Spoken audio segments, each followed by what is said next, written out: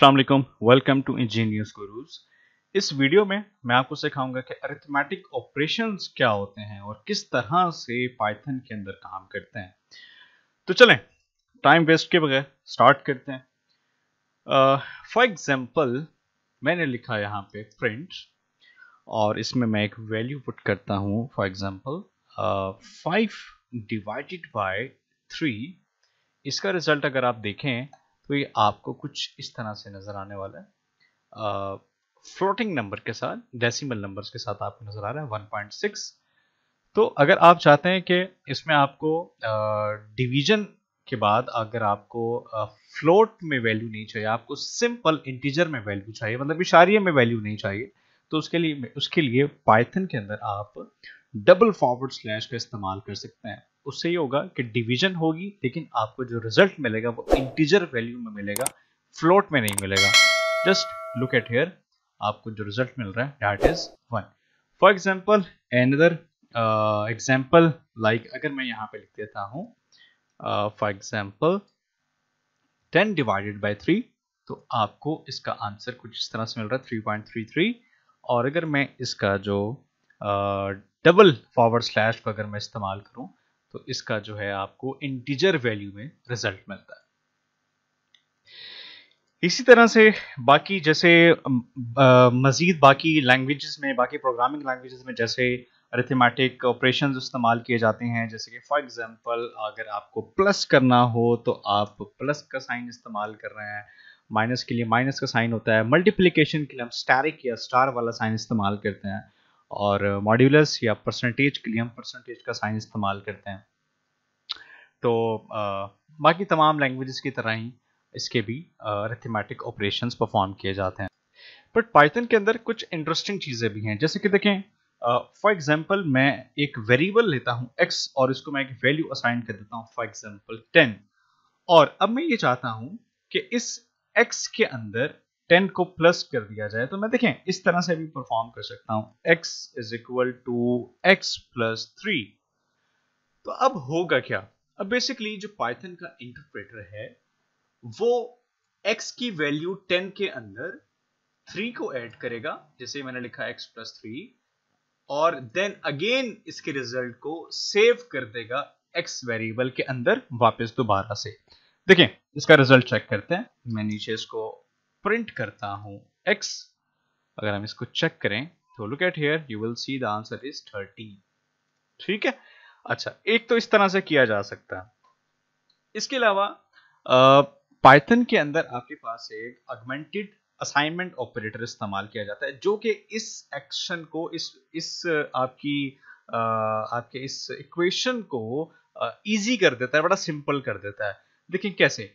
इसके लिए आपको सिंपल ऐसे करना है कि x प्लस इक्वल टू 3, मतलब जो चीज आपके लाइन नंबर 3 पे परफॉर्म हो रही है वही चीज आपकी लाइन नंबर जो चीज आपकी लाइन नंबर 2 पे परफॉर्म हो रही है वही चीज आपकी लाइन नंबर 3 पर भी हो रही है। देखिए फॉर एग्जांपल अगर मैं इसको खत्म कर देता हूं तो यहां पे बेसिकली हो क्या रहा है कि x की वैल्यू 10 है और हम x की वैल्यू में ही एडिशन करने जा रहे हैं 3 को, और अगेन इसको हम असाइन कर रहे हैं इसी x वेरिएबल में। तो अगर मैं प्रिंट करूं इस x को तो आपको आंसर आने वाला है 30। ठीक है, आई होप ये आपको क्लियर हुआ कि पाइथन के अंदर हम अरिथमेटिक ऑपरेशंस कैसे डिफाइन करते हैं, कैसे इस्तेमाल कर सकते हैं। जैसे आप इसमें ये प्लस का इस्तेमाल कर रहे हैं, यहाँ पर आप माइनस को भी यूज कर सकते हैं। देखिए फॉर एग्जांपल अब इसका रिजल्ट आपका आने वाला है 10 माइनस 3, तो ये हमें मिलेगा 7। Just look at here. चलें आगे बढ़ते हैं।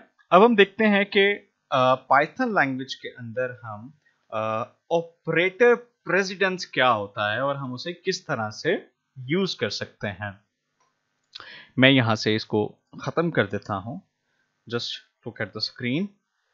अच्छा देखें, अगर मैं यहाँ पे फॉर एग्जांपल एक वैल्यू स्टोर करता हूँ इस वेरिएबल में, मैंने लिखा अक्सर आप लोग जो है कहीं ना कहीं किसी इंटरव्यू में या किसी ऐसे ही IQ टेस्ट में कहीं ना कहीं आपको ये शायद हो सकता है कि क्वेश्चन का सामना करना पड़ा हो, टू प्लस 2 मल्टीप्लाई बाय 2। तो इसका जो अक्सर लोग जो इसका आंसर समझते हैं या जो इसको अक्सर लोग जो कैलकुलेशन करते हैं वो एक मैथ की सीक्वेंस के साथ कैलकुलेट करता है। मतलब अगर पहले एडिशन हो रहा है तो वो एडिशन करेंगे, बाद में मल्टीप्लिकेशन तो बाद में मल्टीप्लिकेशन करेंगे। लेकिन इसमें आपको ऑपरेटर प्रेसिडेंस का ख्याल करना पड़ता है। लाइक अगर आपको यहां पे पहले मल्टीप्लाई करना है, क्योंकि मल्टीप्लिकेशन को प्रेसिडेंस है यहां पे, इसको प्रायोरिटी है यहां पे, तो पहले आप इसमें मल्टीप्लाई करेंगे और देन उसके बाद फिर आप इसमें जो है वो एडिशन करेंगे।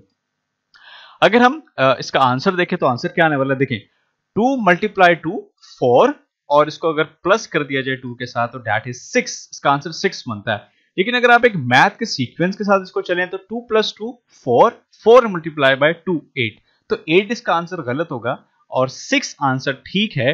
हम ट्राई करते हैं, just look at here, the answer is, sorry मैंने इसको प्रिंट नहीं किया, मैं इसको प्रिंट करता हूं और अब हम चेक करते हैं। The answer is, you can see 6, right.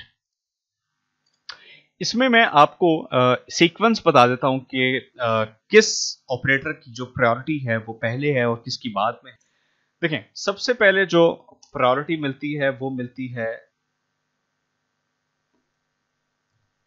Exponentiation को, ठीक है, जिसमें लाइक आप फॉर एग्जांपल कोई पावर की वैल्यू डिफाइन करें, जैसे कि फॉर एग्जांपल 3 की जो पावर है वो 2 है। पावर के लिए आप 2 टाइम्स स्टेरिक का साइन इस्तेमाल करते हैं।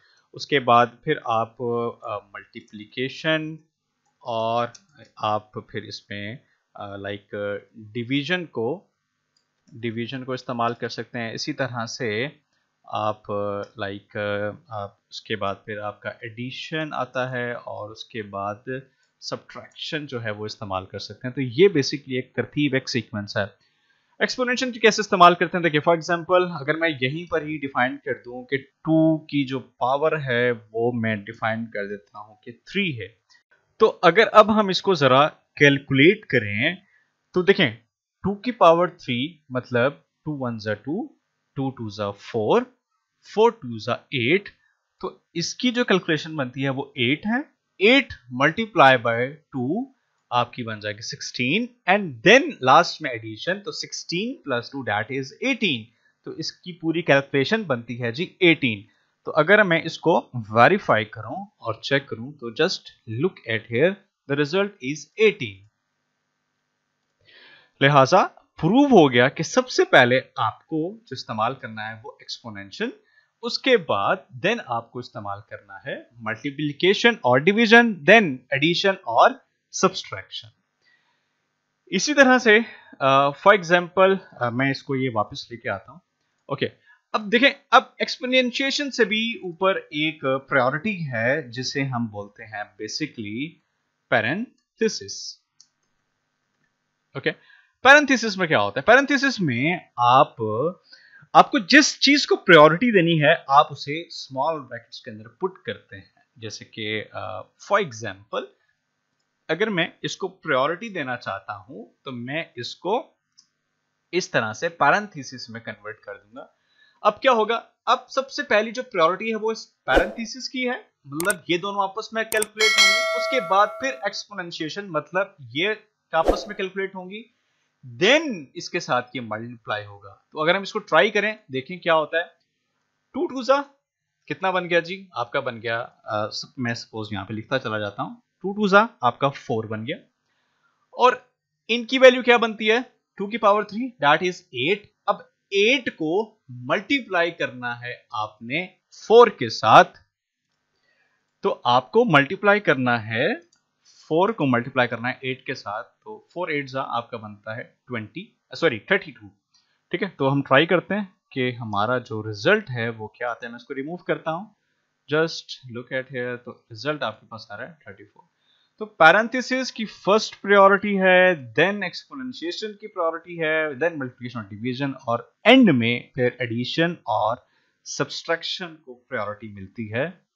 ये सिर्फ पाइथन में नहीं है, ये जो रूल है ये मैथमेटिक्स का रूल है। ये मत समझिएगा कि ये सिर्फ पाइथन में है, नहीं, ये किसी भी प्रोग्रामिंग लैंग्वेज में सेम तरीके से काम करते हैं। ये जो बेसिकली प्रायोरिटीज मैंने आपको बताई हैं ये मैथमेटिक्स की प्रायोरिटीज हैं, पाइथन की नहीं है।